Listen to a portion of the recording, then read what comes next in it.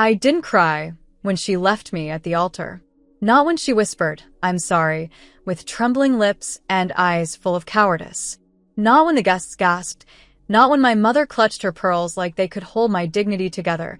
Not when I stood there in a $5,000 dress that suddenly weighed like grief. I didn't cry, but I did stare at the door she disappeared through for a full minute after she ran, my veil slipping down, my breath shallow, my spine cracking under humiliation. My name is Noelle Hart, and the woman who broke my heart at the altar is Isabel DeWitt, the golden girl, the philanthropist's daughter. The woman I loved so much I gave up my job, my city, my goddamn identity to be what she needed. And today, under chandeliers and judgment, she ran. The silence in the church buzzed in my ears. Murmurs. Phones lighting up. I could hear her mother crying. Not for me, of course, but for the scandal. The embarrassment. That's when I felt the first ripple of anger. Cold. Deep. Bottomless. It wasn't the sadness that gutted me. It was the sheer audacity of it all. That she could do this to me and walk away like I was nothing. And then she walked in. Victoria Hale. 6 feet of ruthless elegance. In black. Not mourning. Not respecting. Defying. Everyone turned when the church doors slammed shut behind her. Her heels clicked slowly against the marble aisle, deliberate and sharp, like gunshots of judgment. Her eyes were fixed on me, not pitiful, not soft, but curious. Dark. Calculating. I hated her. Everyone did. Victoria was Isabel's nemesis. The CEO of Hale Industries, the woman who'd once humiliated Isabel in a boardroom and then smiled about it in Forbes. If you enjoyed this content and want to support the channel in a special way, try clicking the thanks button below. It's the one with the heart and $sign icon. With super thanks, you can make a direct contribution to the channel, which helps me keep creating awesome videos for you. She was icy, obscenely rich, and rumored to chew through lovers like wine tastings. So why the hell was she here? Well, she said, tilting her head, this is even messier than I expected. Her voice was low, decadent, and completely out of place in this moment of ruin. What the fuck are you doing here? I hissed, every nerve fraying. My hands were shaking. She smiled, slow and unkind. Watching her run. Again. There was venom in her words. Personal. And suddenly it clicked. She didn't just hate Isabel professionally. She hated her intimately. Get out, I said, trying to hold on to my last scrap of dignity. But she didn't move. She walked right up to the altar, where I was still standing, abandoned, broken bridal. She looked me over. Tell me, Noelle, do you want to make her pay? My breath caught. Excuse me? Marry me. It was so absurd I laughed. Right there, in the wreckage of my almost wedding, I laughed in her face. You're insane. Correct, she said smoothly, eyes burning into mine. But I'm also rich, vindictive, and deeply offended by what she just did. So marry me. Today. In front of them all. Let her see you in someone else's arms before the flowers even wilt. I opened my mouth. Closed it. My heart thundered. Was she serious? The worst part, she looked serious. She turned to the stunned guests. Efficient still here? She called. Noelle and I are getting married instead. A collective gasp rose, like something out of a soap opera. And in that moment, in my grief, in my fury, in my blistering desire to never feel like nothing again, I looked her in the eyes and said, Fine, let's do it. Victoria stepped closer, reached for my hand like she'd done it before, like it meant something. And when she looked down at me, something flickered in her expression. Victory, curiosity, maybe even something more dangerous. You're either brave or unhinged, she murmured. Guess we'll find out, I replied. And we got married. Right there. In front of everyone. In front of Isabel's empty seat. I didn't cry when the ring slid onto my finger. But I did look into the eyes of the woman who hated my ex, and maybe everyone else, and wondered what the hell I'd just done. Later, in her sleek car that smelled like leather and power, I sat frozen, still in my wedding dress, while Victoria poured herself a glass of champagne from the bar between the seats. "I have questions," I muttered. "You'll have answers. But first, we need a prenup. I don't like surprises." "This is all a surprise." "Not for me. I've been planning something like this since Isabel torpedoed my company's merger last year. You just made it poetic." I turned to her, heart clenching. "You used me?" "No," she said, sipping her drink. "But let's not pretend this is a fairy tale. This is revenge. For both of us." And as the city lights blurred by, and I sat beside the most dangerous woman I'd ever met, now legally my wife, I realized something. I hadn't stopped thinking about Isabel, but I was starting to think a lot more about Victoria Hale. Victoria Hale's penthouse wasn't just expensive. It was curated. Every inch of it felt like power. Dark marble floors, glass walls with a view of the entire skyline, steel and stone and silence. I stood barefoot on imported floors, still in the remains of a wedding that never was, as she disappeared into another room without so much as a backward glance. I didn't follow. I just stood there, shivering under a crystal chandelier I hadn't been invited to stand beneath. And then I saw it, a folder on the glass table, thick and pristine, with my name already typed on the front. My stomach twisted. Noelle Hart. A name that no longer meant anything. A name that had once belonged to someone with a future, a fiancé, a goddamn Pinterest board full of Mrs. DeWitt ideas. Now it was being written into something sharp and transactional. "Prenup," Victoria said, returning with a pen and 2 glasses of something amber and expensive. "Read it. Or don't. I don't care. But you'll sign it." I stared at her.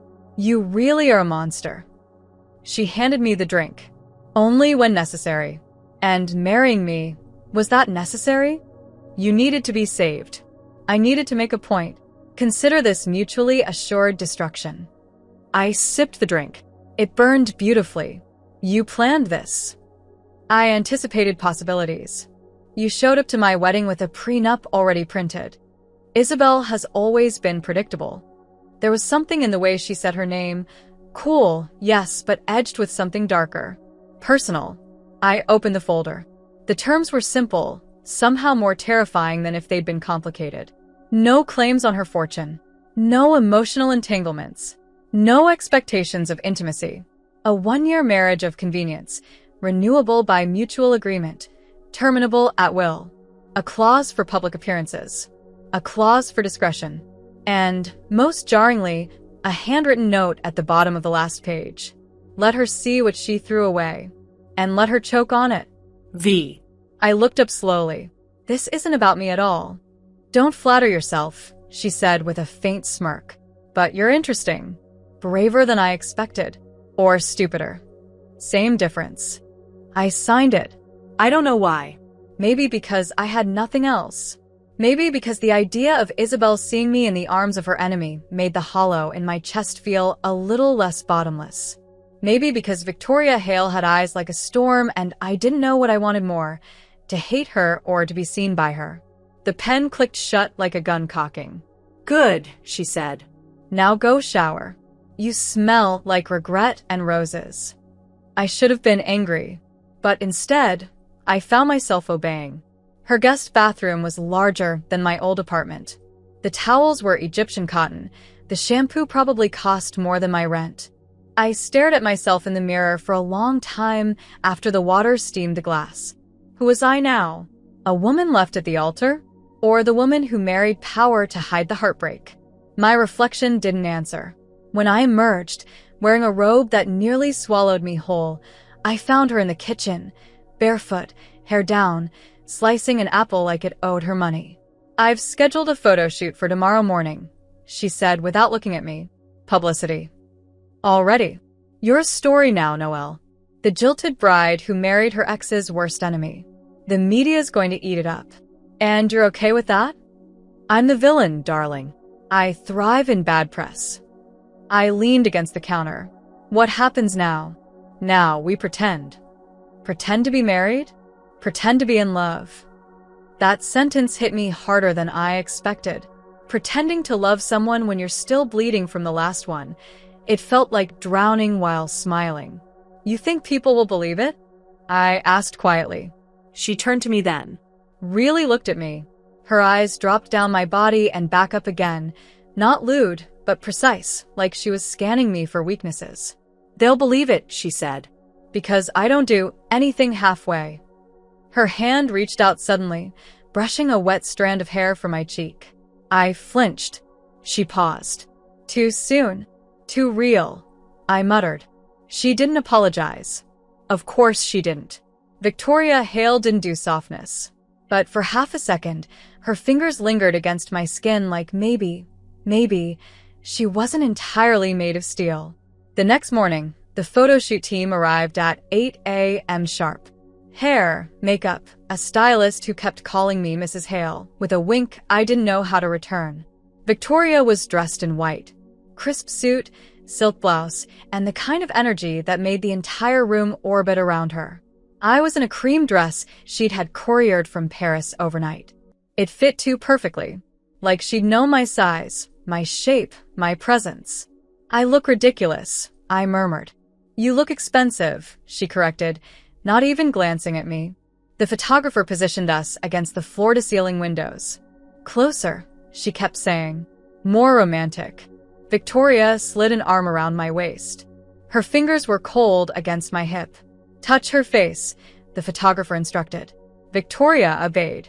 Her hand cradled my jaw gently, her thumb grazing the corner of my mouth. I couldn't breathe. Now lean in, the photographer said, like you're about to kiss. Our faces inched closer. I felt her breath, her perfume, her power. My heart stuttered. Stop, I said suddenly. I can't. The photographer backed off. Victoria dropped her hand instantly. Too much. I need a minute. I fled to the hallway, heart pounding. The truth was, it wasn't the idea of pretending that scared me. It was how real it already felt. I pressed my back to the wall and closed my eyes. I could still feel the ghost of her hand on my skin. Still hear her breath in that split second before closeness became something else. She followed me, eventually. Didn't say anything. Just stood there, watching me try to pull myself together. This is all too fast, I whispered. You don't have to do this, she said, softer than before. But if you do, you have to stop looking at me like I'm about to break you. I turned to her. And how do you want me to look at you? Her lips curled. Like I'm the woman who rescued you, not the one who's going to destroy you next. I stared at her, and in that moment, I didn't know which terrified me more, the woman who left me, or the one who just might make me forget her. That night, I found myself standing on the balcony of her penthouse, wrapped in one of her jackets, staring out at a city that felt too big and too fake. Behind me, Victoria poured herself another drink and joined me, wordless. We didn't speak for a while. Just stood there, two strangers bound by a signature and a spiteful idea. What did Isabel do to you? I asked eventually. She didn't answer at first. Just sipped. Then, she lied.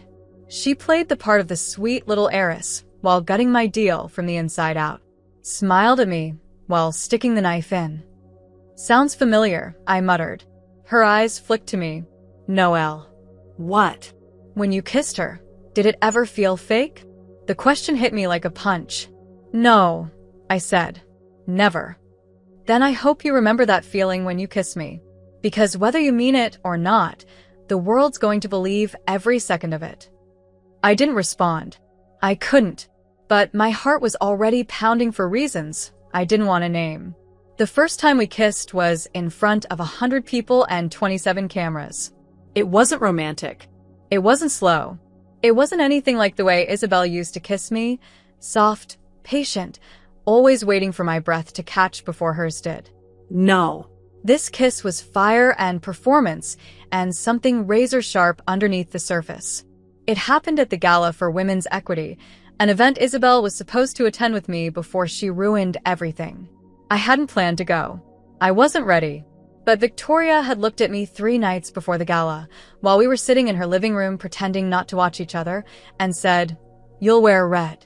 I'll wear black." and we'll destroy her without ever speaking her name. I told her I wasn't ready. She said, "Good. That'll make your smile more convincing." The dress arrived the next day, scarlet, backless, slit to the thigh.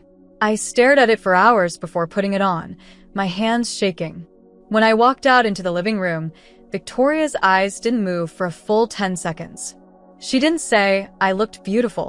Of course she didn't. She just said, "Perfect. She'll hate that she ever touched you." The gala was everything I dreaded. Glittering people with sharp tongues, lights too bright, conversations too fake. Victoria was poised, charming, deadly. I played the part, smiling at journalists, holding her hand like it belonged there. And then I saw her. Isabel.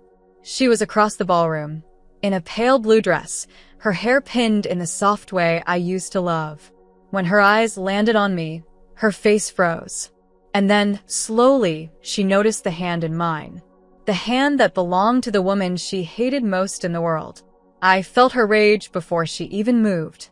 Felt the storm brewing across the marble floor. "She's coming," I whispered. "Good," Victoria replied. "Now kiss me." "What?" I turned to her. You said we didn't have to. We don't. But if she sees you hesitate, she'll win. You want her to think you've moved on." "I haven't." "Then pretend. Better than you ever have. Give her something to regret." I didn't have time to think.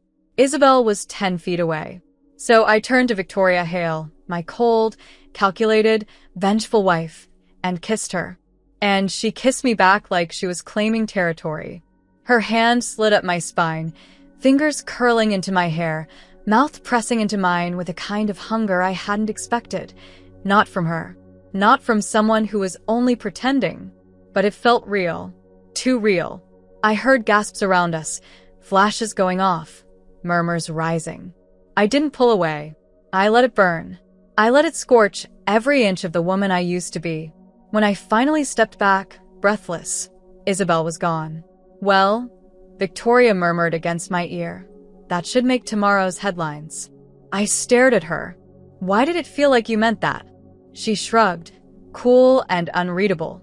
"Maybe I did. Maybe I'm just a very good actress." But her eyes lingered on my mouth for a moment too long, and I hated the way my heart reacted. We spent the rest of the evening attached at the hip. The cameras followed us everywhere. Every time I smiled, she squeezed my waist just slightly. Every time I looked overwhelmed, she leaned in and whispered something biting and ridiculous in my ear just to make me laugh. She didn't flirt, she commanded attention. And somehow, by proximity, I became part of that command. No one asked about the wedding. No one dared. But everyone wanted to know the same thing. Was it real? Were we real? And the longer the night went on, the less I could answer. After the event, we rode home in silence. The city passed us by like a dream I couldn't wake up from. "You didn't have to kiss me like that," I said finally. "You didn't have to kiss me back," she replied. I turned to her. Was it revenge or strategy? Why not both? She looked at me then, eyes sharp. "Don't get confused, Noelle. This is war. You kiss all your enemies like that? Only the ones I want to ruin." That should have made me feel safe. It didn't. That night, I couldn't sleep. I kept thinking about the way her lips had felt, the way her hand had gripped me like she meant it, the way her mouth had parted just before I pulled away. I told myself it was just adrenaline, theater, trauma bonding. I told myself I didn't want her. But when I finally closed my eyes, I dreamed of her anyway. The next morning, I woke up to see the photos everywhere. Power couple. Hale and Hart take over the gala. Noelle Hart's stunning return. Victoria Hale's surprising soft side. I stared at one picture longer than I should have. The one where she was looking at me mid-laugh, something warm and almost tender in her expression. I hadn't even noticed it in the moment. I hated that I liked the way she looked at me in it. "You're trending," Victoria said from the kitchen island, phone in hand. "Of course I am. You kissed me like you wanted to eat me alive. You didn't seem to mind, because I was performing. You always make that face when you're performing?" "What face?" She walked over and held up her phone. There I was, smiling, blushing. lit up in a way I hadn't been in months. That one, she said. You're insufferable. You're glowing. You're delusional. She smiled, slow and knowing. You liked it. I opened my mouth to deny it, but the words stuck. I turned away. Don't read into it, Victoria. Oh, I don't read. I see. Then see this, I snapped. You're still the last person I'd ever fall for. Her smirk didn't falter. Good. I'd hate for things to get complicated, but they were already complicated. Because every time she walked into the room, I noticed. Every time she touched me for the cameras, my pulse jumped. Every time she looked at me too long, I forgot what was real and what was the lie. That afternoon, Isabel called. I didn't answer, but I watched the screen flash with her name and felt the ache again, dull and bitter. I told myself she didn't deserve a response, that she'd already made her choice, that I was someone else now, someone who didn't beg, who didn't shatter, someone who kissed danger in public and let the world believe she was strong. But late that night, after the penthouse was dark and the city had fallen into its quiet hum, I found myself standing at the edge of Victoria's bed. I can't sleep, I whispered. She blinked at me from the pillows. Nightmares? Something like that. Get in. Excuse me? You're my wife. No one's watching. It's just sleep. Her voice was soft, a little hoarse from sleep. Not seductive. Just human. I hesitated. And then I climbed in beside her. I stayed on my side. She stayed on hers. We didn't touch. But I listened to her breathing, counted the rhythm, matched it. And for the first time in days, I fell asleep without dreaming of Isabel. I dreamed of nothing, just warmth and quiet and the unbearable awareness of the woman beside me. I didn't expect morning to come so quickly, or for Victoria's arm to be slung loosely across my waist, or for her breath to be warm against the back of my neck. I didn't move, didn't dare, because I was starting to realize that pretending with her might be the most dangerous thing I'd ever done. I didn't mean to stay in her bed. I meant to slip away before she woke, meant to pretend the night hadn't happened, that I hadn't let myself melt into the silence beside her, hadn't surrendered to the warmth of someone I was supposed to hate. But when I opened my eyes, the sun was already slipping through the floor-to-ceiling windows, and Victoria was still asleep, her face softer than I'd ever seen it, one hand curved against my hip like it belonged there. I lay still, caught in the weight of a moment I couldn't name. I should have pulled away. I didn't. I watched her breathe, memorized the slow rise and fall of her chest, the way a strand of dark hair curled against her cheek. She didn't look like a villain in sleep. She looked like a secret. She stirred then, brow twitching faintly before her eyes opened, slow, sharp, instantly alert. Her gaze found mine. Neither of us moved. How long have you been watching me? She asked, voice thick with sleep. Not long. A lie. She blinked once, then stretched, her fingers brushing my waist in a way that felt too deliberate. You're still here. So are you. It's my bed. It didn't feel like that last night. That made her pause. I wasn't sure why I said it. Maybe to challenge her. Maybe to wound. But she didn't respond with one of her sharp lines. She just stared at me. And then, softer than I expected. Did you sleep well? I nodded. First time in days. She exhaled, sat up, pushed the hair from her face. Good. She left the bed without another word. But the imprint of her hand on my skin stayed long after. The days that followed blurred into something I didn't have words for.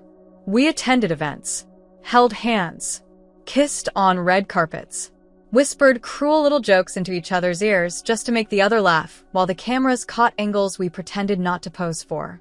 The world loved us. The internet obsessed over our story. And in private, I started forgetting which parts were pretend.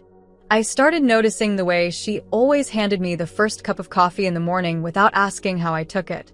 The way she texted her assistant to cancel her meetings if I looked too tired to face another round of pretending.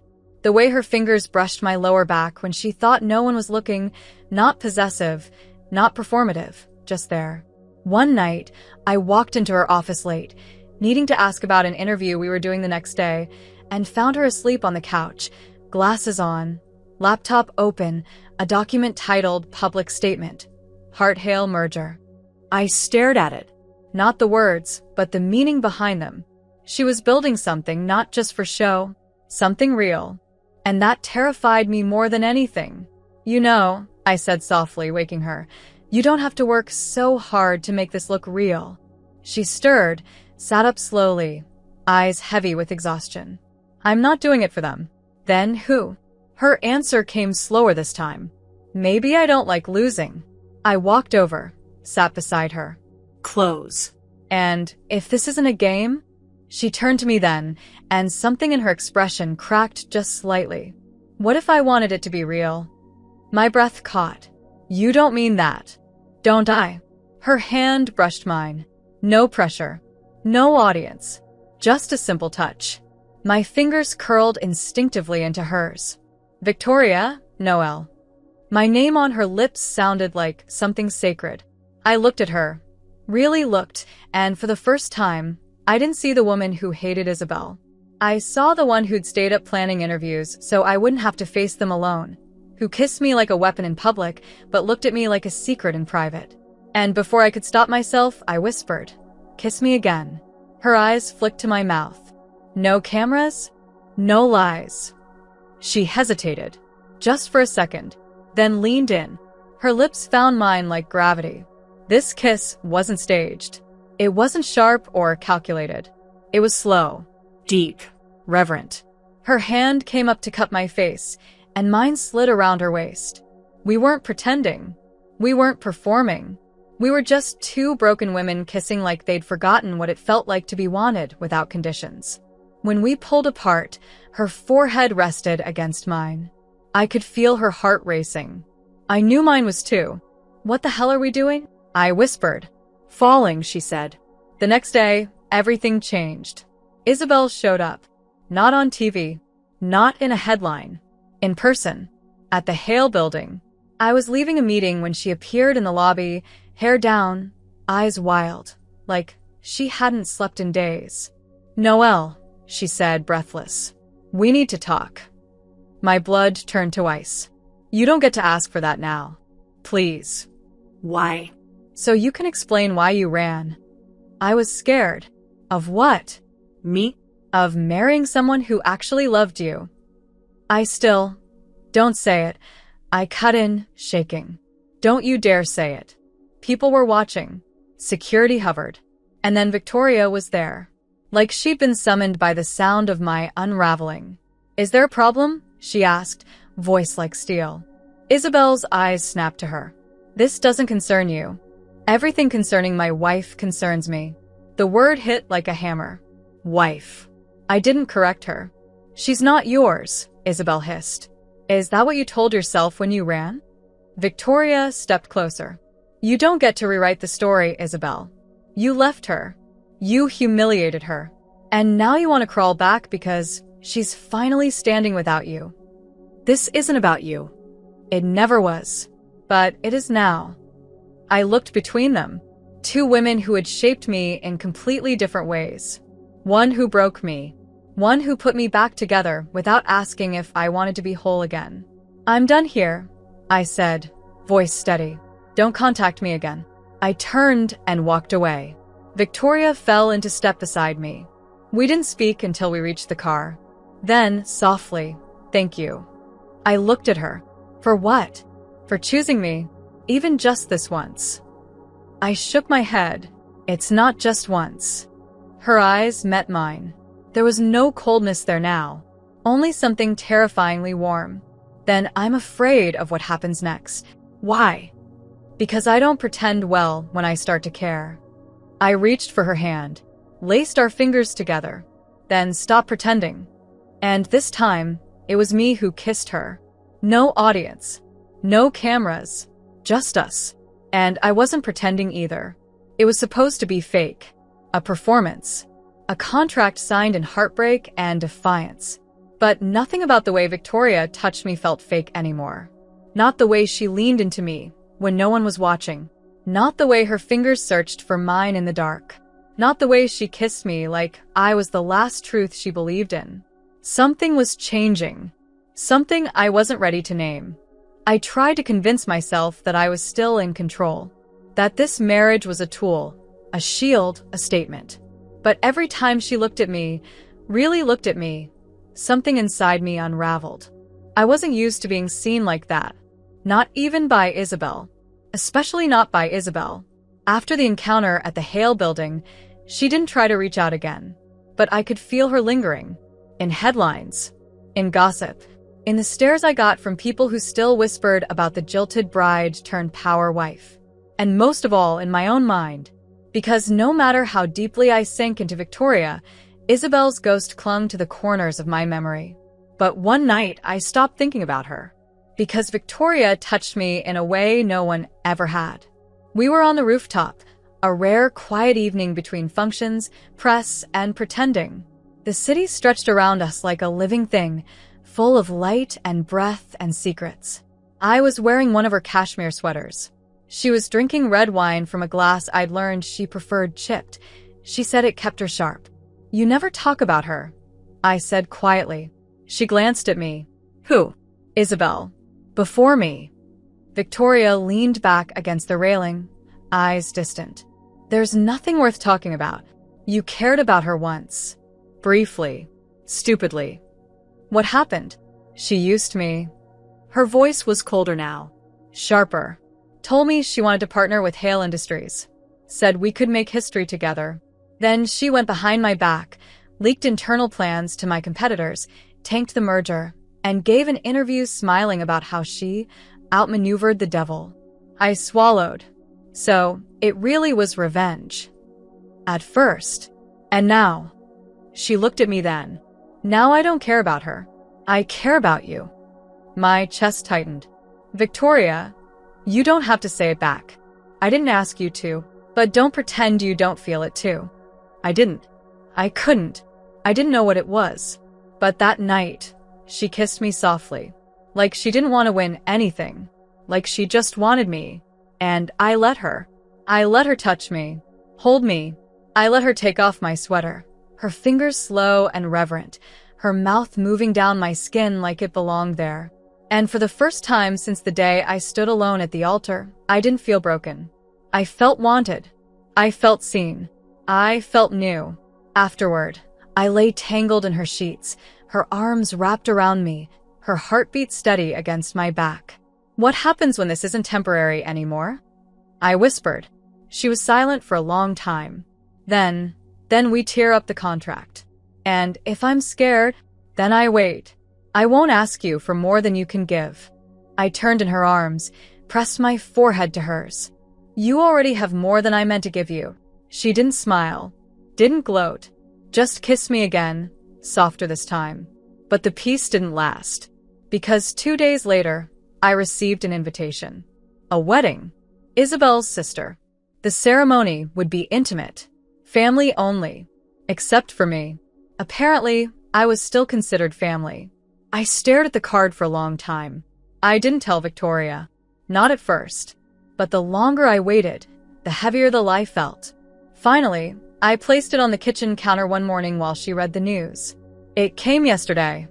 She picked it up. "Read it." Her face didn't change. "You're not going. It's not about her. Everything involving that family is about her. Her sister and I were close. Before she humiliated you. Before she left you standing in a church full of strangers and silence." I bit my lip. I don't want to be scared of showing up. Victoria stared at me. "Do you want to see her again?" "No, I meant it. But I want her to see me." That changed something in her eyes. Approval, maybe.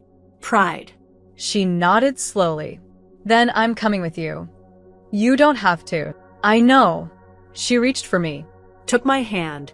"But I want to be there when she realizes what she lost." The day of the wedding was warm and overcast.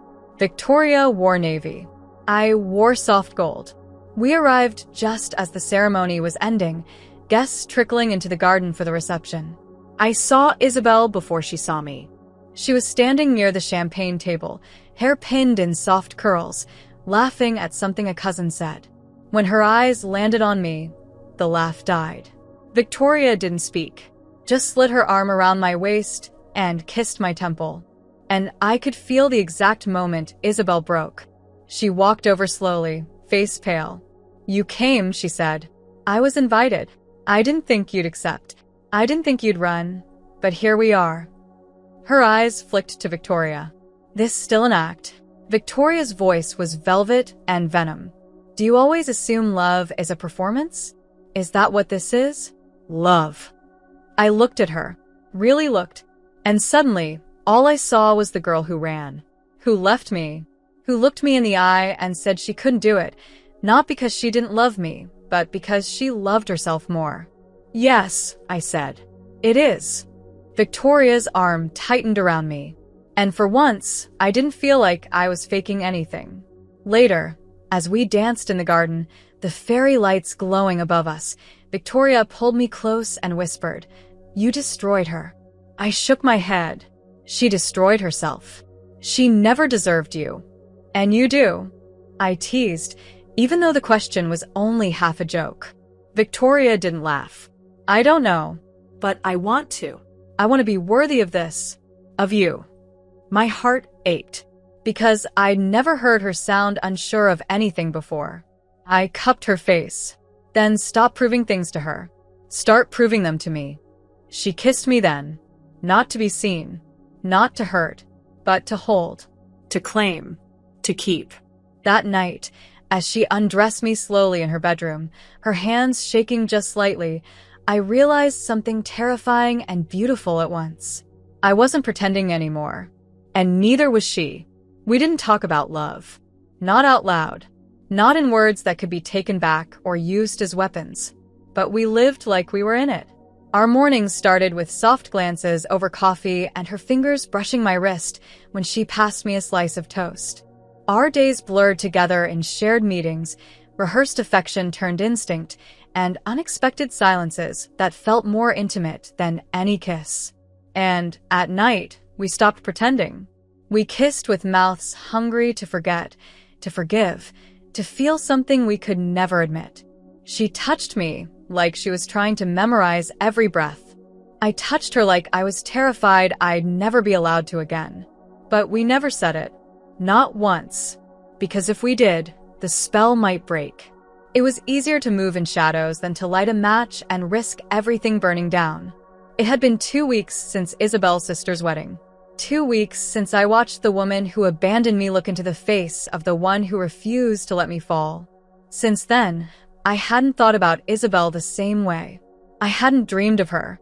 I didn't flinch when I saw old photos. I didn't feel the weight in my chest when someone mentioned her name. I had replaced her, not with revenge, but with something startlingly close to hope, until the letter arrived. It was slipped under our door late one evening while Victoria was in a meeting. Handwritten. No return address. Just my name on the front in delicate, careful script I recognized instantly. Isabel. I held it for a long time before opening it. I told myself it wouldn't matter, that she had no power anymore. But as my fingers broke the seal, I felt that old ache bloom in my throat. It wasn't long. Just 3 lines. "I know you think I ran because I didn't love you, but the truth is worse. I loved you too much to ruin you. I'll always be sorry." I read it again. And again. The words didn't change. But something inside me did. Because for the first time since that day, I didn't feel rage or grief or even longing. I felt confusion. I didn't know if she was lying or if she actually believed what she'd written. I didn't know what it meant, if it even mattered anymore. I didn't tell Victoria right away. But I should have. Because 2 days later, she found it. She didn't say anything at first. I walked into the bedroom to see her holding it in her hand, her eyes moving across the page slowly, her expression unreadable. "You kept it," she said, voice low. "I didn't know what to do with it. So you hid it." "No, don't lie to me." I wasn't lying. I just didn't know how to explain it. Explain what? That you still needed to hear from her? That some part of you still wanted her to reach out? It's not like that. Then what is it like, Noelle? Because I wake up beside you every morning. I fight beside you in public. I kiss you like I mean it because I do. And you're still chasing ghosts. I'm not chasing anything. She left this. I didn't ask for it. But you read it. You kept it. And you didn't tell me. I crossed the room, trying to reach her, but she stepped back. Victoria, I don't want to be second choice. You're not. Then prove it. How? Her eyes burned into mine. Tell me that what we have is real. I hesitated, not because I didn't know, but because I did. And it terrified me. It's real, I whispered. Then say it. My voice cracked. Say what? That you don't love her anymore. I looked at her, at the woman who took me in at my lowest, who kissed me with fire and touched me like I was more than a scar, who made me feel like the version of myself I thought had died the day Isabel ran. I don't love her, I said. Not anymore. Her chest rose, then fell. And me. I'm falling for you. The silence stretched. Then she dropped the letter and crossed the space between us. Her hands found my face. Her lips crashed into mine like a wave. And this kiss, this one, wasn't about possession or proof. It was about surrender. We made love that night like we were trying to write over every memory that had ever hurt. There was no rush, no desperation, just mouths tracing stories across skin, fingers relearning, eyes holding. When she pushed into me, I gasped, not from shock, but from the sudden, overwhelming knowledge that I'd never wanted anyone else like this. That I'd never be able to want anyone else again. She held me after, her breath still uneven, her hand tracing lazy circles across my hip. You scare the hell out of me, she whispered. Why? Because I've never wanted something I couldn't control. I turned in her arms. Do you want to control me? No, she looked at me. I want to be enough for you that I don't have to. You are. The next morning, we ripped up the contract. Together. In the kitchen, over coffee, without ceremony. She handed me the final page. I held it tight, looked into her eyes, and tore it down the middle. It didn't fix everything. It didn't erase the fear. But it was a beginning. That day, Victoria cleared her schedule. Said she needed to take me somewhere. I expected a dinner. Maybe a trip. I didn't expect her childhood home. It was a quiet place by the coast. Tall windows, creaking floors, the smell of old books and sea salt. She showed me the room she grew up in. The broken fence she used to sneak through. The tree where she'd carved her initials alone because no one else ever came to visit. I wanted you to know who I was before I became this, she said, her voice soft. You were a girl who wanted to be loved. I became a woman who refused to be hurt. And now, she looked at me. Now I think I'm becoming something else. Because of you. I walked to her, wrapped my arms around her waist. We're both becoming something else. Together? If you'll let me. She kissed me then, under the same tree where she once carved her name into bark. But this time, she wasn't alone. And neither was I. The day after we tore up the contract, something shifted. It wasn't visible. There was no announcement, no grand confession. But it lived in the space between our glances, in the way she touched the small of my back when we walked into a room, in the way I reached for her hand without thinking. We weren't pretending anymore. There was no script, no line to follow. Just a woman who had once been heartbroken and another who had once been heartless, now standing face to face, building something fragile and real out of the wreckage they'd both survived. And it was terrifying, because loving Victoria Hale was like holding fire, brilliant, beautiful, and entirely capable of destroying me if I wasn't careful. But I didn't want careful anymore. I wanted her, and for the first time in my life, I wasn't afraid to want boldly. We returned to the city the next morning, back to meetings, headlines, whispers, and elevators. But everything was different now. I could feel her eyes on me during press conferences. She smiled more, touched more, laughed when I teased her. An actual laugh, not the controlled corporate smirk the media worshipped. I started to see the woman beneath the armor. The one who still slept with a soft blanket hidden under her bed because it reminded her of a childhood before she taught herself not to need comfort. The one who made me breakfast without asking just to see my smile. The one who kissed my shoulder absentmindedly while reviewing contracts like my skin was her favorite kind of distraction. We were becoming something neither of us had expected.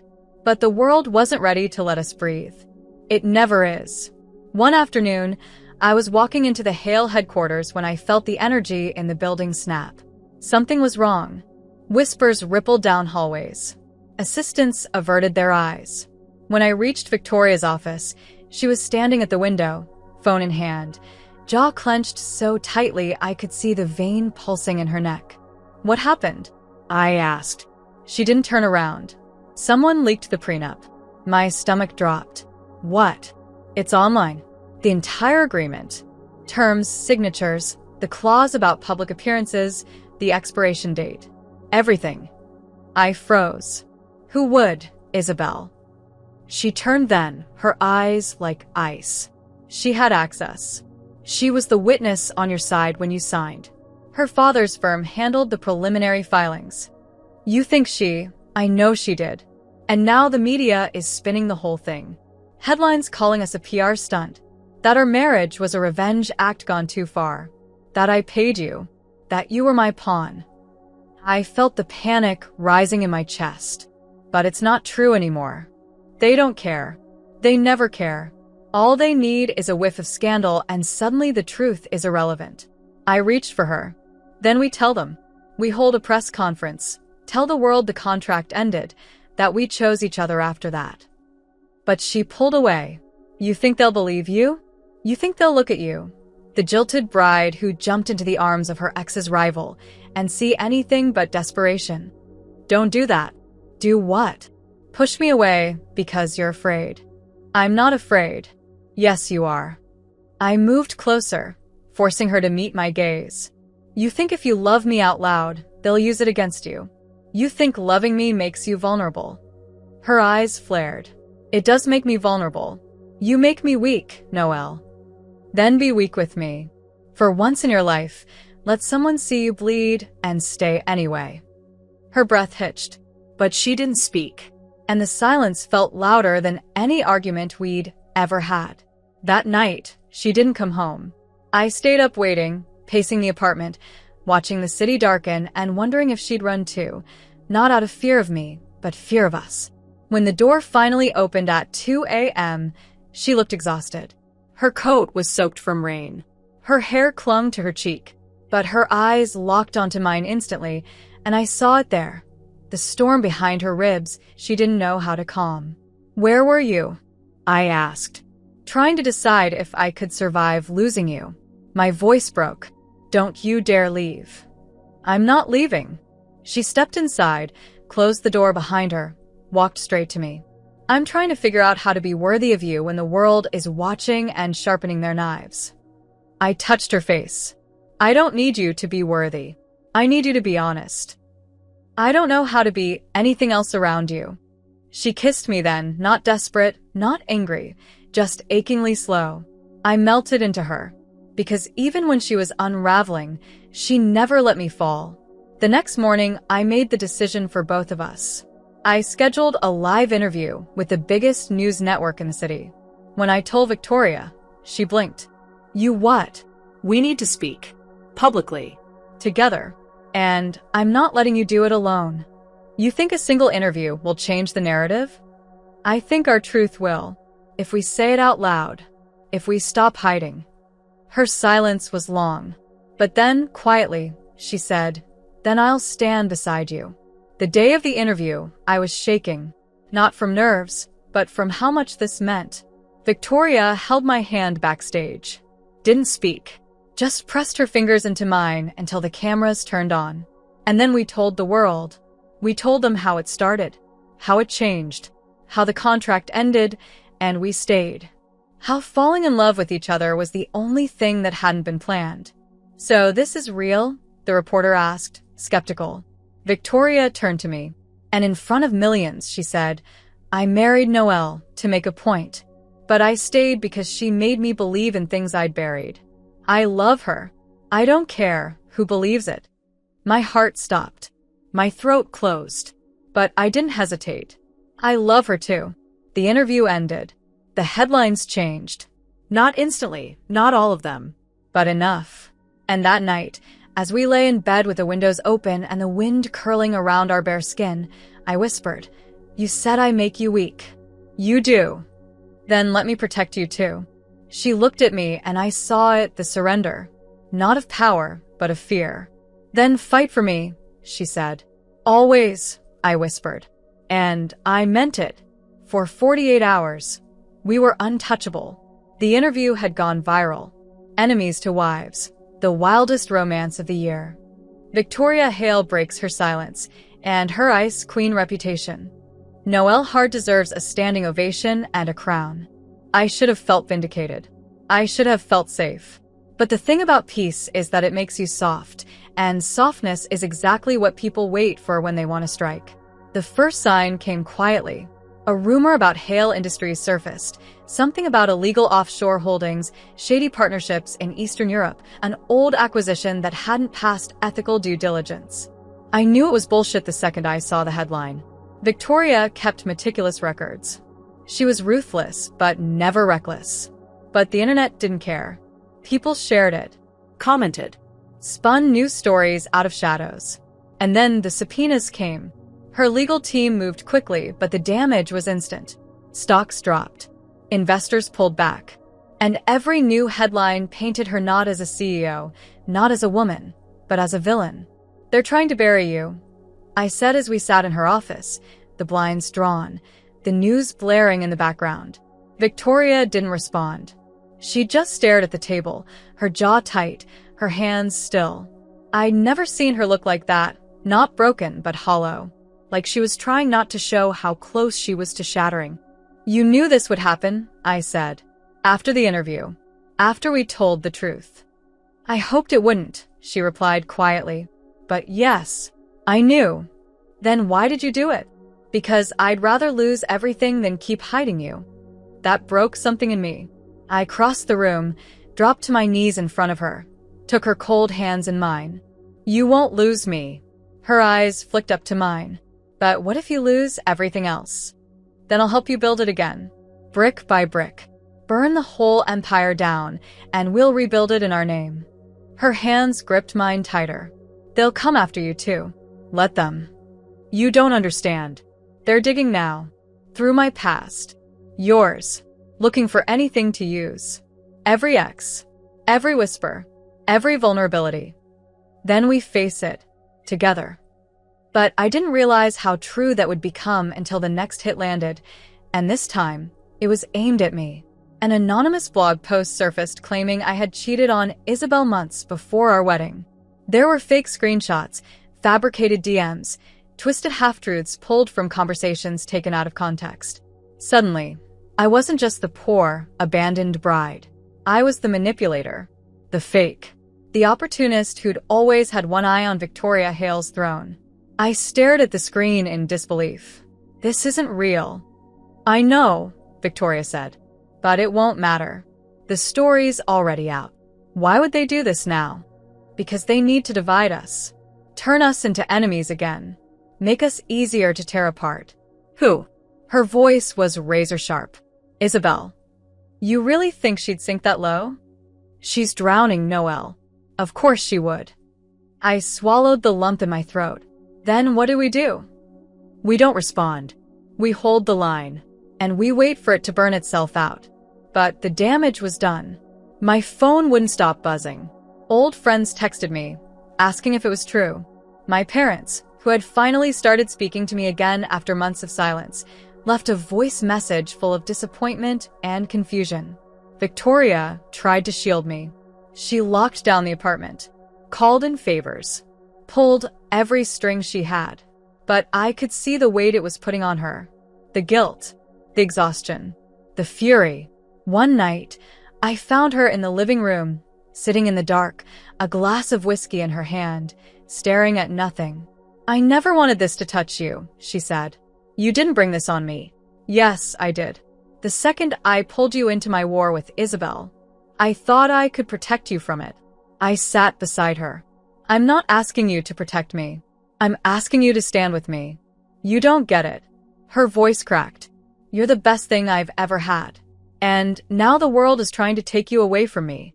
I reached for her glass, set it aside, then cupped her face in my hands. They can't take me. Not unless you let them. Her eyes glistened. Noelle. I love you. I know. Say it back. I love you. I've loved you since the day you said, fine, let's do it, and made everyone in that church question whether you were the most heartbroken woman alive or the most dangerous. I smiled, even through the tears. Turns out I was both. God, you're perfect. Not perfect, just brave. She kissed me then, slow, desperate, full of everything she didn't know how to say. That night, I stayed wrapped in her arms and made a decision. I wouldn't hide anymore. I wouldn't cower. I'd speak for myself.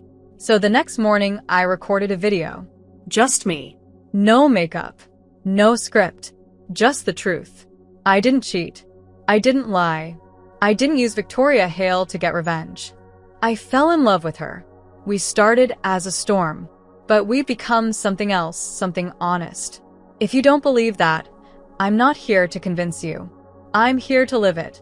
We posted it together. We watched the comments roll in. Some were cruel. Some doubted. But many believed. And for the first time, I felt like I'd taken something back. The next day, the blog post was taken down. The user deleted. No explanation. But Victoria knew. She's backing off, she said. Why? Because she lost. We were in her office when she said it. I was perched on the edge of her desk.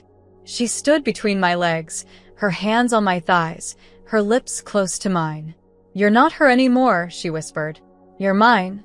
Yours, I echoed. And you're mine. Always. But just as I leaned in to kiss her, her phone buzzed. She glanced at it. Froze. What is it? I asked. She showed me the screen. An email. Anonymous. A subject line that sent ice through my veins. There's more you don't know about Isabel. And you're not the only one she left behind. We stared at it. Neither of us spoke. Because we both knew this wasn't over. And some truths might still be waiting in the dark, ready to tear everything apart. But I also knew this. I wouldn't run. Not again. Not ever. Not if she was still beside me. The subject line haunted me. There's more you don't know about Isabel. And you're not the only one she left behind. Victoria hadn't moved for a full minute after reading it. Her grip on the phone was tight, her knuckles pale. I could feel the tension radiating off her in waves, not anger. Something colder. Something closer to dread. Do you think it's real? I asked finally. She didn't look at me when she said, yes. I sat up straighter. Then open it. No, Victoria. If we open that, we can't unknow it. We can't put the monster back in the closet. It's already out. You said it yourself, she's not finished. Victoria slowly sat beside me, phone still in hand, the screen casting a pale glow over her face. What if it's something you can't forgive? Then I won't forgive her. But don't you dare assume I'd walk away from you. She looked at me then, really looked, and the fear in her eyes wasn't for herself. It was for me. She was scared that whatever Isabel had done would somehow infect us, tear through the fragile trust we'd built and ruin it before we could hold it long enough to call it safe. I reached for her hand. We read it together. So she opened the email. No text. Just a video attachment. 34 seconds long. Victoria tapped play. The footage was shaky, clearly shot from a phone, but the image was clear enough. Isabel, sitting on a hospital bed, her hair messy, mascara streaked down her cheeks. A date in the corner. 7 months ago. The night before she left me at the altar. A man sat beside her, holding her hand. He looked scared. She looked shattered. I can't do it, Isabel whispered in the video. She deserves someone better. Someone who hasn't been keeping a secret this big. I thought I could carry it, but I can't. You don't have to do this alone, the man said. It's not just about me anymore, she replied. It's about the baby. My heart stopped. The screen went black. I couldn't move. Couldn't speak. I was suddenly frozen in a world where gravity no longer worked. A baby. Isabel had been pregnant. 7 months ago. the night before our wedding, and she hadn't said a word. Noelle. Victoria's voice was careful. Talk to me. She didn't tell me. I know. She was going to marry me, and she didn't tell me.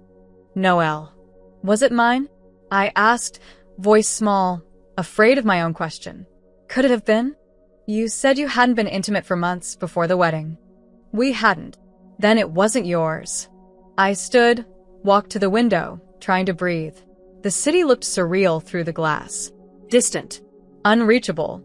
She was pregnant, and she still planned to go through with the wedding. Until she didn't. She lied to me. She's been lying for a long time. But why now?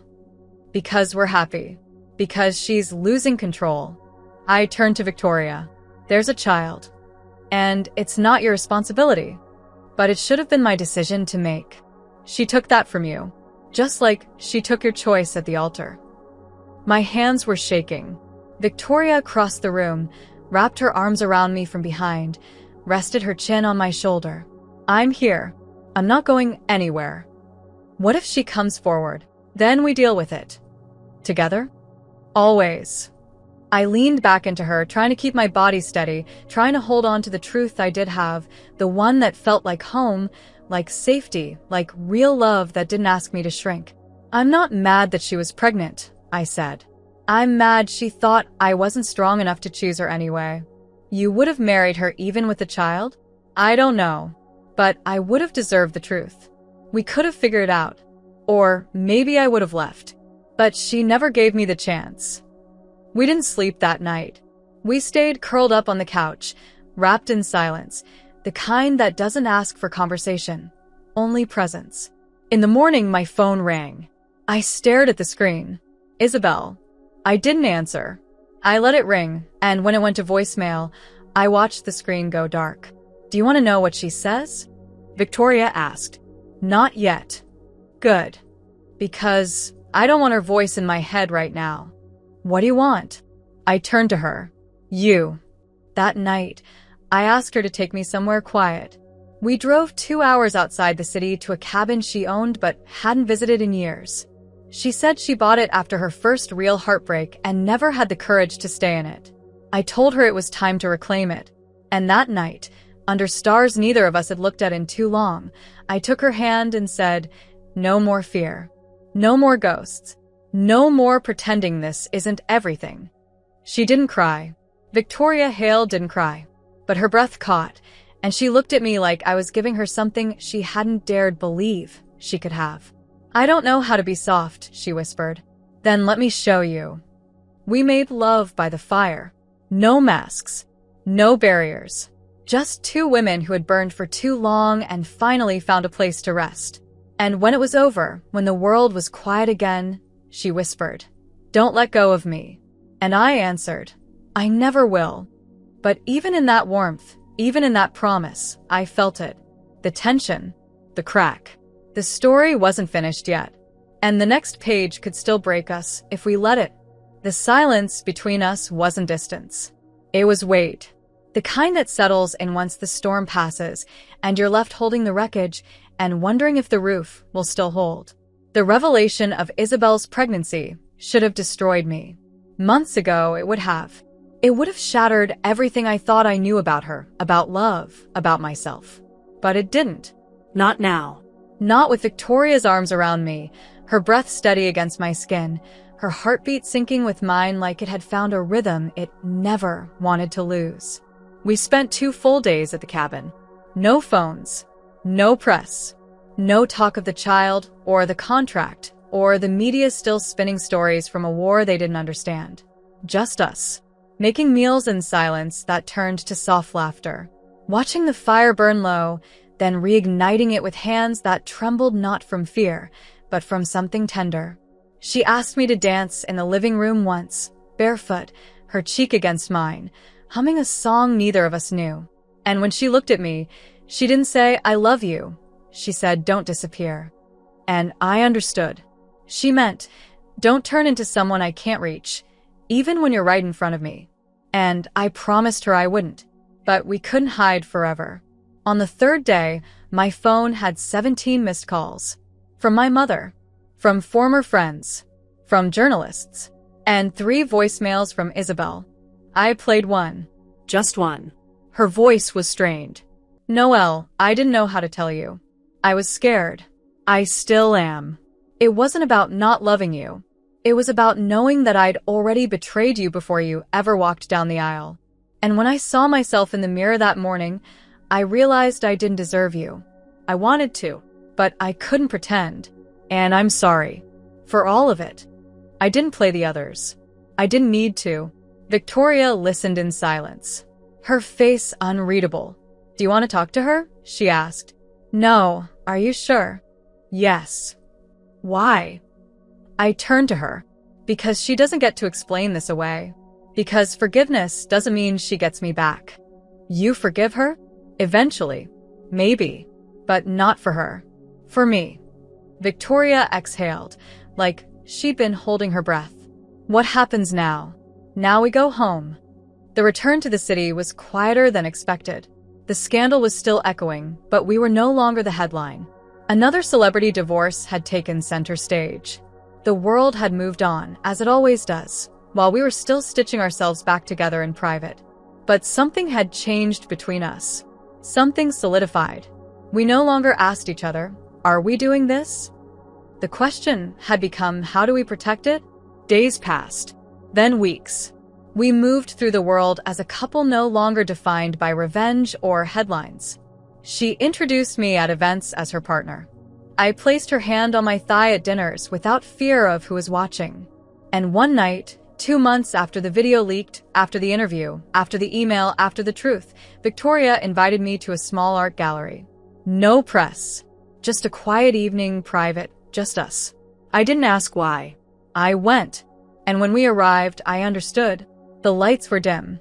The space was empty except for a single spotlight in the center of the gallery. And under it, a canvas. A painting. Of me. Not literal, not photorealistic, but abstract. Vivid, red and gold and dark blue. My chaos, my fire, my sadness, my joy. I walked toward it slowly, speechless. You painted this? I asked, barely breathing. I commissioned it, she said behind me. I told the artist to paint what I see when I look at you. I turned to her. She was wearing black. Simple. Elegant. But her eyes were fire. Victoria, I was going to do something big. Something ridiculous. Champagne and cameras and rose petals. But you don't need a stage. You are one. My chest tightened. What are you doing? Something I never thought I'd be brave enough to do again. She stepped closer, reached into her coat, pulled out a ring. Not gold, not flashy. A band of midnight stone, simple and breathtaking. I married you in anger. I kissed you for revenge. I held you for survival. But I stayed because I fell in love with the sound of your laugh, and the way you never back down, and the way you make me feel like I was never meant to be alone. So I'm asking you, really asking you, without contracts, without press, without anything to prove but my heart, will you marry me again? My knees nearly gave out. I stared at her, at this woman I'd once thought was made of ice, now burning in front of me, offering me something no one else ever had, a choice, freely given, no strings, no lies. I didn't hesitate. I didn't blink. I stepped into her arms, pulled her close, and whispered against her mouth, yes. She slid the ring onto my finger, hands shaking. You're mine now. I've always been yours. We didn't tell anyone right away. Not our parents, not the media, not even her assistant. It was just ours for a little while. A secret wedding, barefoot on a beach 3 weeks later. Just us and a woman in linen who spoke soft vows over the wind. I wore white again. This time I smiled all the way through it. This time no one ran. She kissed me like she already knew every version of forever we'd ever live. Afterward, we lay tangled in sheets, the sea humming outside, her fingers tracing the ring on my hand. Do you ever think about the beginning? She asked. The altar? Yes. Sometimes. But not the way I used to. How do you think of it now? I turned to her, touched her face. as the moment everything had to fall apart so I could find you. She didn't answer with words. She kissed me, and I realized in that moment that no one would ever make me feel like this again. And I would never let them try, because she didn't just love me. She saw me, she chose me, and I chose her. Every time. Thank you so much for your support, whether it's by liking, commenting, sharing, or sending your super thanks. You make all the difference here on the channel. See you in the next video.